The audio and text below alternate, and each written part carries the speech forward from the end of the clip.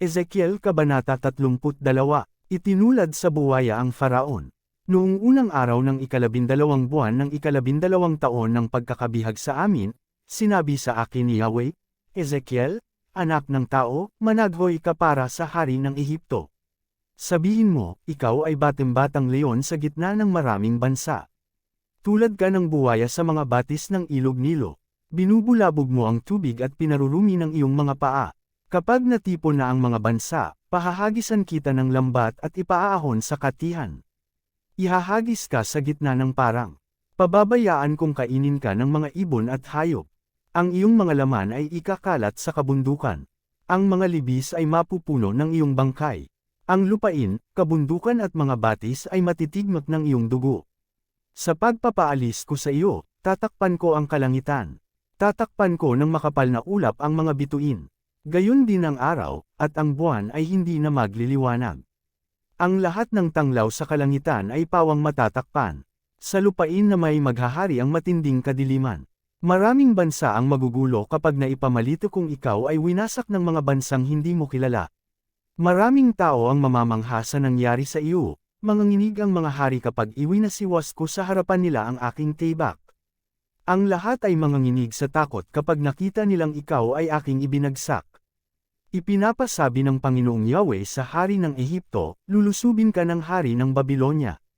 Ang mga mamamayan mo ay ipapapatay ko sa mga kawal ng malulupit na bansa. Lilipulin nila ang iyong mamamayan at sisirain ang mga bagay na ipinagmamalaki mo. Papatayin ko ang lahat ng hayop mo sa baybay tubig upang wala nang bumulabog dito. Sa gayon ay lilino ang mga tubig nito at agos na ito ng payapa.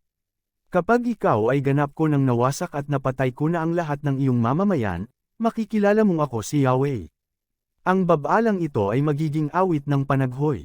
Aawitin ito ng kababaihan para sa buong Ehipto. Akong si Yahweh ang nagsabi nito. Ang daigdig ng mga patay.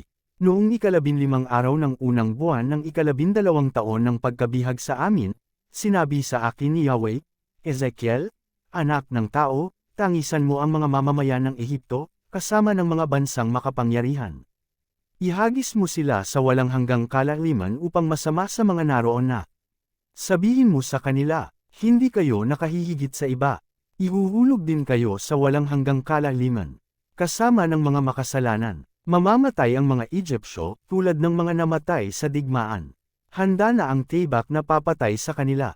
Sila ay buong galak na tatanggapin sa daigdig ng mga patay ng mga bayaning Egyptyo at lahat ng nakipaglaban sa panig ng Ehipto. Sasabihin nila, narito na ang mga makasalanang kawal na napatay sa labanan, mamamahinga na ring tulad natin. Naroon ang Assyria, napapaligiran ng mga libingan ng kanyang mga tauhan na pawang namatay sa digmaan.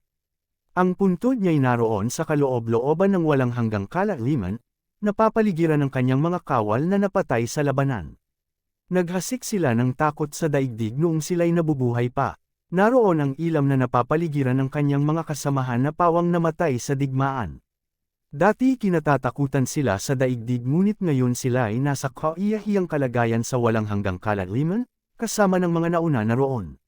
Siya'y kasama ng mga hindi tuli na napatay sa digmaan, napapaligiran ng puntod ng kanyang mga tauhan.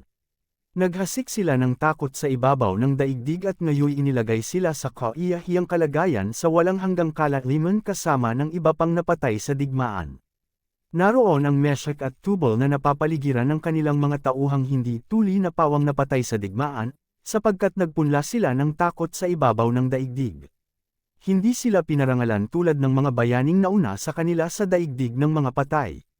Ang mga bayaning iyon ay inilibing na suot ang kanilang kagayakang pandigma at nasa ulunan ang tibak, sila ay kinatakutan noong nabubuhay, gayon mamamatay ang mga Egyptyo, kasama ng mga hindi tuli na napatay sa digmaan, naroon ang Edom, ang mga hari nito at mga pinuno, sa kabila ng kanilang tinagli na kapangyarihan, naroon sila ngayon sa walang hanggang kalaliman, kasama ng mga hindi tuli na napatay sa digmaan, naroon ang mga pinunong taga-Hilaga at lahat ng taga-Sidon. Inilagay rin sila sa kahihiyan dahil sa takot na inihasik nila bunga ng kanilang kapangyarihan, kasama sila sa walang hanggang kalaliman ng mga hindi tuli na napatay sa digmaan, kapag nakita sila ng Faraon, makadarama siya ng kasiyahan, pagkat siya man at ang kanyang buong hukbo ay pinatay sa pamamagitan ng tibak, Hinayaan ko ang hari ng Ehipto na magpunla ng sindak sa mga buhay, ngunit mamamatay din siya at ang lahat niyang kawal at mas asama sa mga hindi tuli na napatay sa digmaan. Ang Panginoong Yahweh ang nagsabi nito.